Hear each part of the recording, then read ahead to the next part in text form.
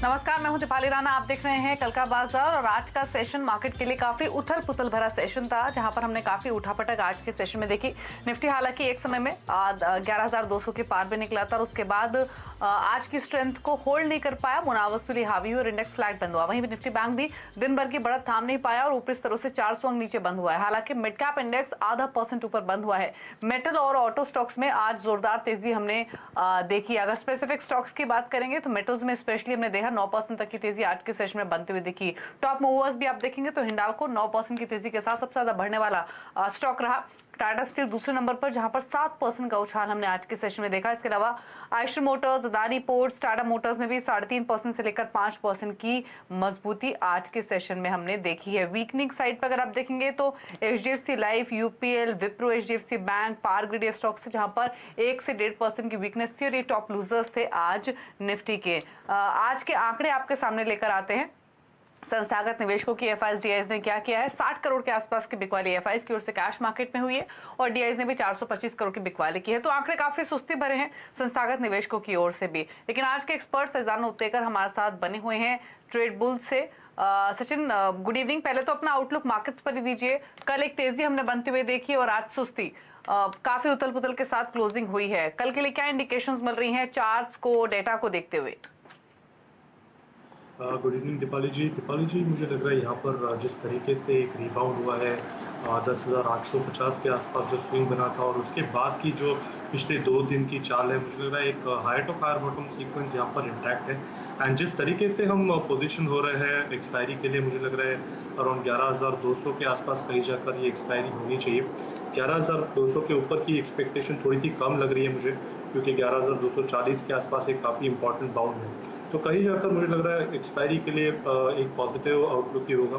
But कल के सत्र में मुझे लग रहा है centre of the momentum should be bank Nifty. And जिस तरीके से फिलहाल बैंक निफ्टी प्लेस्ड है 21,550 560 एक ट्रिगर लेवल होगा कल के सत्र में, जहाँ से मुझे लग रहा है momentum on the positive side देखा जा सकता है। तो उसी लिहाज से मुझे लग रहा है ट्रेडिंग पोजीशंस बैंक निफ्टी में बनानी चाहिए एंड उसी अपॉर्चुनिटी को एक बुल कॉल स्प्रेड द्वारा पार्टिसिपेट किया जा सकता है, जहाँ पर 26,100 का आपको एक कॉल बाय करना है और उसके अगेंस्ट 26,800 का एक कॉल ऑप्शन बेचना है। ये कंबाइंड प्रीमियम अराउंड 74 के आसपास डिप्लॉय करने की सलाह होगी। 24 का स्टॉप लॉस होगा और 180 तक की टारगेट होगी। ठीक है, तो सजेशन आपको मिला है, लेवल्स भी आपको बताए हैं सचिन ने निफ्टी बैंक निफ्टी पर। लेकिन चलिए बिना देरी के सवालों करते हैं शामिल। ये शो फेसबुक और ट्विटर पर लाइव भी है, तो अपनी क्वेरीज आप हमें हर रोज की तरह वहां भी भेज सकते हैं। कोशिश रहेगी ज्यादा से ज्यादा सवालों को शामिल करने की। सुबोध कुमार पहले कॉलर कोलकाता से हमारे साथ फोन लाइन पर मौजूद हैं। सुबोध नमस्कार, बताइए क्या सवाल है आपका? मेरे पास रिलायंस कैपिटल के 330 शेयर है, एवरेज प्राइस 348 है, और रिलायंस पावर के 1250 शेयर है, एट द एवरेज प्राइस 35 पर शेयर है। तो क्या करना चाहिए, मेरे को यही जानना चाहिए। रखें या इसको निकाल देना चाहिए?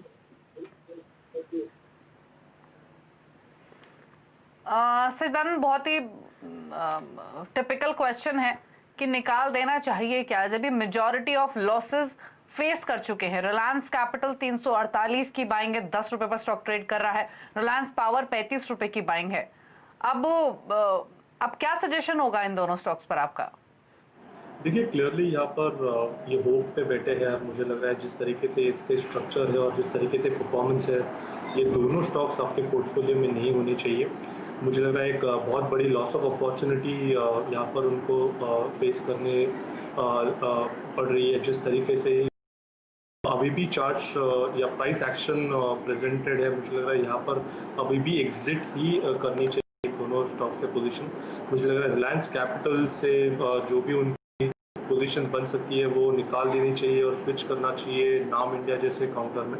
एंड रिलायंस पावर में भी मुझे लग रहा है कुछ ज़्यादा होप्स नहीं है। एक अच्छा खासा मोमेंटम यहाँ पर मिला है, तो स्टॉक में एग्जिट ही इंडिकेट कर रहा है। तो फिलहाल यहाँ पर भी अपने पोजीशंस को हल्की कीजिए एंड एक अच्छे स्टॉक्स जैसे सीमेंस या Cummins India from the same sector, वहाँ पर निवेश करने की सलाह होगी। But definitely Reliance capital, Reliance power trends काफ़ी वीक है। अगर मोमेंटम मिल रहा है, एक पुल बैक आ रहा है, तो उसमें एग्जिट की ही सलाह होगी। ठीक है। अगले कॉलर ज्ञानचंद है हमारे साथ फोन लाइन पर छत्तीसगढ़ से। ज्ञानचंद जी नमस्कार, बताइए सवाल अपना। जी मैडम, मैंने SBI 174.50 के लेवल से बाय किया है। मेरे को आगे 6 महीने का व्यू चाहिए कि इसको होल्ड रखना चाहिए कि कितने टारगेट बनते हैं इसमें। ठीक है, अच्छे लेवल पर एंट्री लिया इनफैक्ट इन्होंने सचिन। SBI में 174 के आसपास 6 महीना रख भी सकते हैं। अगर होल्ड करें 6 महीने तो क्या टारगेट्स आप एक्सपेक्ट कर रहे हैं? दीपाली इनफैक्ट एंट्री काफ़ी बेहतरीन है। इनफैक्ट अपने स्विंग्स लो के आसपास की ही इनकी एंट्री है, तो मुझे लग रहा है पहली बात तो यहाँ पर इनको अपनी पोजीशन होल्ड करनी चाहिए। पिछले 4 हफ्तों से स्टॉक स्ट्रगल कर रहा है, 200 के आसपास आके थोड़ा सा रेजिस्टेंस फेस ज़रूर कर रहा है, बट अभी भी मुझे लग रहा है यहाँ पर वीकनेस नहीं है।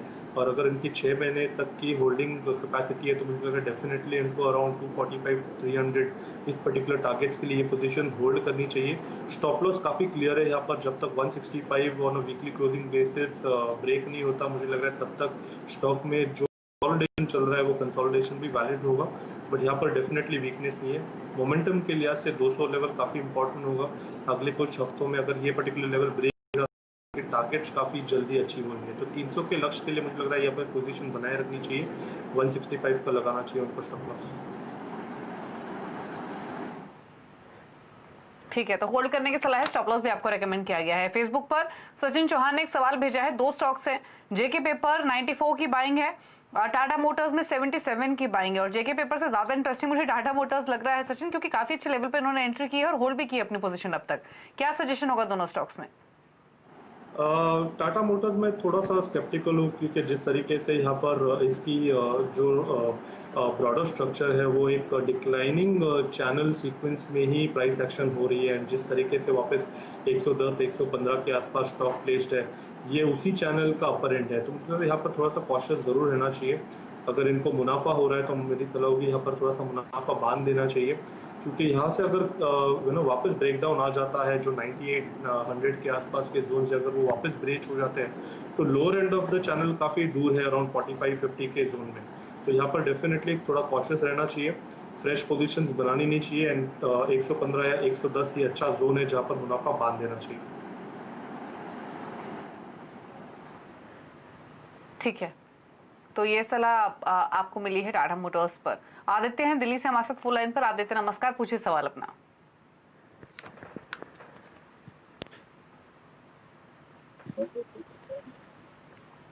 आदित्य अगर आप सुन पा रहे हैं तो अपना क्वेश्चन पूछिए प्लीज।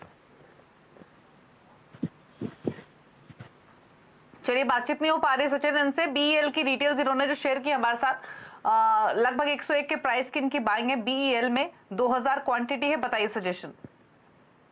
BEL में क्लियरली यहाँ पर पिछले 4 हफ्तों से एक काफ़ी स्टिफ रेजिस्टेंस के आसपास प्राइस एक्शन बनी है, एंड पिछले हफ्ते में यहाँ पर engulfing bearish kind of formation था, तो मुझे लग रहा है यहाँ पर डेफिनेटली उनको अपनी पोजीशन थोड़ी सी हल्की कर देनी चाहिए। जब तक स्टॉक 115 के ऊपर कॉन्फिडेंटली ट्रेड नहीं करता, आई थिंक तब तक एक बड़ी मोमेंटम या फिर एक बड़ा प्राइस एक्शन नहीं बन सकता। तो यहाँ पर थोड़ा सा कॉशियस रहने की सलाह होगी। रेजिस्टेंस है 110 के आसपास, तो 105 के आसपास अगर स्टॉक होल्ड करा तो वहाँ पर पोजीशन थोड़ी सी हल्की करनी चाहिए। ऑन द कॉन्ट्ररी यहाँ पर एक इम्पॉर्टेंट लेवल होगा ऑन क्लोजिंग बेसिस, अगर 93 ब्रेक हो जाता है तो वापस एक अच्छी करेक्टिव मूव आ सकती है काउंटर में, तो थोड़ा सा कॉशियस रहना है। मुनाफा बांधना चाहिए अराउंड 105 के आसपास, 115 का काफ़ी स्टिफ रेजिस्टेंस। ठीक है, एक ट्विटर पर हमें सवाल भेजा है सुचित पटेल ने। काफी सारे स्टॉक्स हैं इनके पास फार्मा स्पेस से। एक स्टॉक पर मैं व्यू ले लेती हूँ सुचित, क्योंकि बहुत सारे व्यूअर्स हैं जिनके सवाल हमें मिल रहे हैं, तो एक स्टॉक पर मैं आपकी राय ले लेती हूँ। सिप्ला पर राय दीजिए। 640 की इनकी बाइंग है, 50 शेयर्स है, लॉन्ग टर्म भी रख सकते हैं, यानी लगभग 2 साल। तो क्या सजेशन होगा सिप्ला में? देखिए 2 साल के अवधि के लिए तो डेफिनेटली इनको होल्ड करना चाहिए, क्योंकि जिस तरीके से यहाँ पर एक ब्रेकआउट हुआ है हाल फिलहाल में 630 के लेवल के आसपास का, इसके जो एक्सटेंशंस या प्राइस एक्सटेंशन टारगेट्स आ रहे हैं वो लगभग अराउंड 850 तक के आ रहे हैं, तो मुझे लग रहा है यहाँ पर डेफिनेटली इनको इन्वेस्टमेंट की और से वो होल्ड करना ही चाहिए। ओवरऑल अगर हम इसके प्राइस डेवलपमेंट देखें तो 600 के नीचे जब तक स्टॉक अभी वापस स्विंग नहीं होता तब तक इसमें वीकनेस नहीं होगी। एंड अगर डिक्लाइंस होते भी है, कंसोलिडेशन होता भी है, तो मुझे लग रहा है वहाँ पर अक्यूमुलेट करना चाहिए। 1 से 2 डेढ़ साल के लिए भी अगर ये पोजीशन होल्ड करते हैं तो अराउंड 850 तक की प्राइस एक्सपेक्टेशन होगी।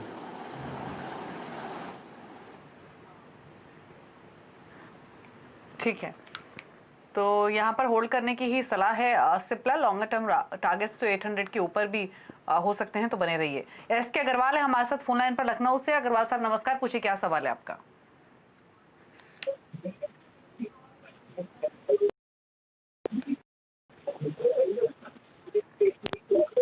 अग्रवाल जी सवाल पूछिए प्लीज अपना।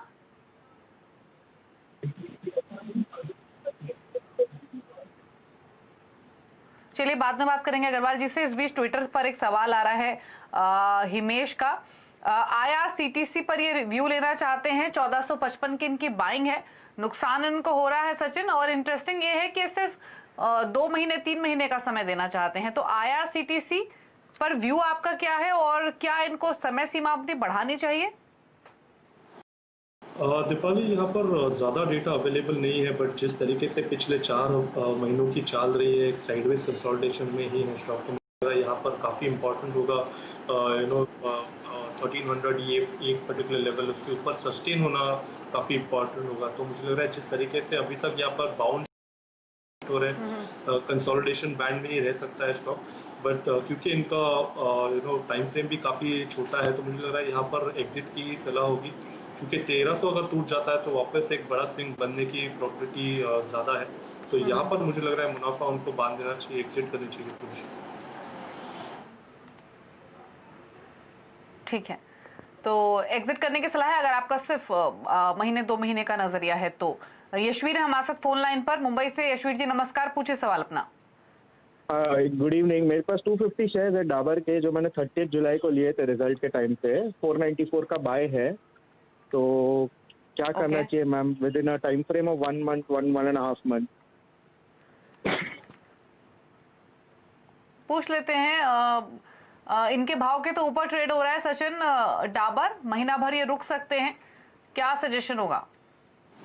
देखिए, कहीं पर भी ओवरबॉट के संकेत नहीं है। अगर हम वीकली स्ट्रक्चर देखें तो यहाँ पर ज़रूर एक हर्डल है अराउंड 500-515 के आसपास। थोड़ा सा स्टॉक थक जाता है, बट अगर थोड़ा सा समय देंगे तो मुझे लग रहा है अराउंड 570 तक ये पर्टिकुलर मूव एक्सटेंड होनी चाहिए। ओवरऑल ब्रॉडर स्ट्रक्चर पे कहीं पर भी वीकनेस नहीं है अभी तक। अगर हम इसके वीकली चार्ट्स के RSI को भी देखें तो लगभग अराउंड 55-57 के दौर में ही ट्रेड कर रहा है। तो मुझे लग रहा है यहाँ पर थोड़ा सा पेशेंस रखना चाहिए। वोलेटिलिटी ज़रूर हो सकती है, एंड जिस तरीके से अभी भी इसके बाउंस प्लेस्ड है, मुझे लग रहा है अराउंड 480 के नीचे जब तक स्टॉक क्लोज नहीं होता, मुझे लग रहा है तब तक एक ब्रेकआउट की उम्मीद रखनी चाहिए। जैसे ये ब्रेकआउट एस्टैब्लिश हो जाता है अराउंड 515 के ऊपर का, मुझे लग रहा है वहाँ से लगभग 570 तक प्राइस टारगेट ओपन है। तो मुझे लग रहा है यहाँ पर 480 के स्टॉप लॉस के साथ बने रहना चाहिए। रिव्यू ज़रूर करनी चाहिए पोजीशन अराउंड 515 के ऊपर। ठीक है, तो होल्ड करने की सलाह है। 515 के ऊपर अपने पोजीशन को रिव्यू कीजिए। जितेंद्र रोहिरा ने एक सवाल भेजा है फेसबुक पर। गोदरेज प्रॉपर्टीज 930 इनका परचेसिंग प्राइस है, 600 शेयर्स है। संक्षेप में सजदान क्या भी होगा गोदरेज प्रॉपर्टीज पर? देखिए, इसमें मुझे लग रहा है थोड़ा सा साइडवेज है स्टॉक। इनफैक्ट 950 के आसपास काफ़ी सप्लाई मिल जाता है काउंटर को, तो यहाँ पर रेंज बाउंड एक्शन एक्सपेक्टेड है 860 टू 950। अगले कुछ दिन मुझे लग रहा है इसी पर्टिकुलर रेंज में स्पेंड होना चाहिए।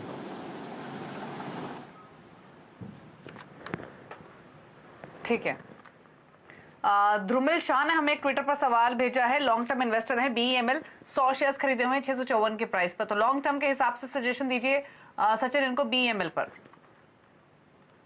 देखिए, मेजर प्राइस एक्शन यहाँ पर इतनी स्ट्रांग नहीं है। अगर हम ओवरऑल देखें तो यहाँ से अगर मूव मिल भी जाती है तो अराउंड 750 से बड़ी उम्मीद नहीं है मुझे। तो यहाँ पर अगर इनकी पोजीशन एग्जिस्टिंग है तो ट्रेलिंग स्टॉप लॉस से होल्ड करनी चाहिए। 605 का होगा स्टॉप लॉस, और ज़रूर होगा रिव्यू जोन अराउंड 750 के आसपास का।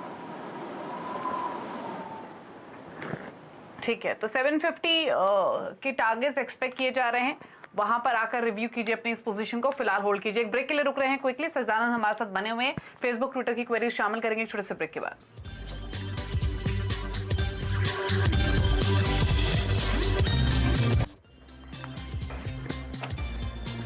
आप देख रहे हैं कल का बाजार। सजदान उत्तेकर हमारे साथ बने हुए हैं आपकी सभी क्वेरीज को आंसर करने के लिए। फेसबुक ट्विटर पर ढेर सारे सवाल हमें मिल रहे हैं। तजिंदर पाटिल एक सवाल हमें भेजा है फेसबुक पर। ग्रैन्यूल्स इंडिया 303 के प्राइस पर इन्होंने शेयर्स खरीदे हुए हैं, जानना चाहते हैं अब क्या स्ट्रैटेजी होनी चाहिए। सचिन बताइए क्या रिकमेंडेशन होगी ग्रैन्यूल्स पर?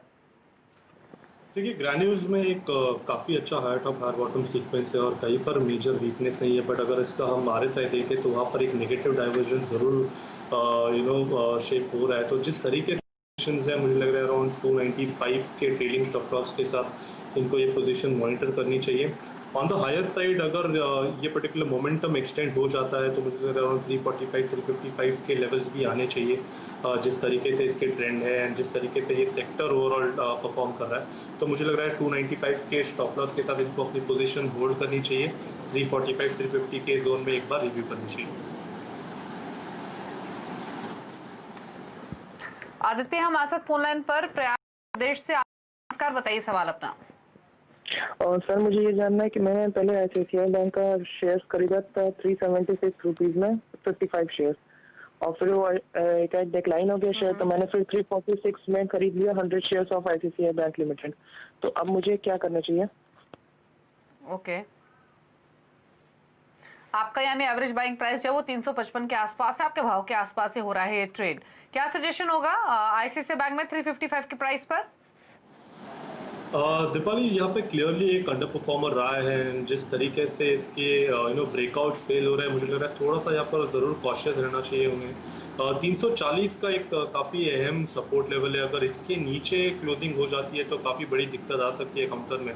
बट फिलहाल जिस तरीके से इसके डेली ऑसिलेटर्स प्लेस्ड है एंड जिस तरीके से इसका कंसोलिडेशन बैंड नज़र आ रहा है, मुझे लग रहा है अराउंड 380 से 350 इस पर्टिकुलर रेंज को होल्ड करना चाहिए। तो 340 के स्टॉप लॉस के साथ मुझे लगा ये पोजीशन उनको मेंटेन करनी चाहिए, बट डेफिनेटली एक बार रिव्यू करनी चाहिए अराउंड 375 380 के आसपास अगर एक स्विंग बन जाता है तो, क्योंकि थोड़ा सा अंडर परफॉर्मेंस से एक काफ़ी हेल्दी ब्रेकआउट की ज़रूरत है स्टॉक में, जो फिलहाल इमीडिएट बेसिस पे आया नहीं है। तो मुझे लग रहा है 340 अगर ब्रेक होता है तो ही उनको पोजीशन अपनी एग्जिट करनी चाहिए।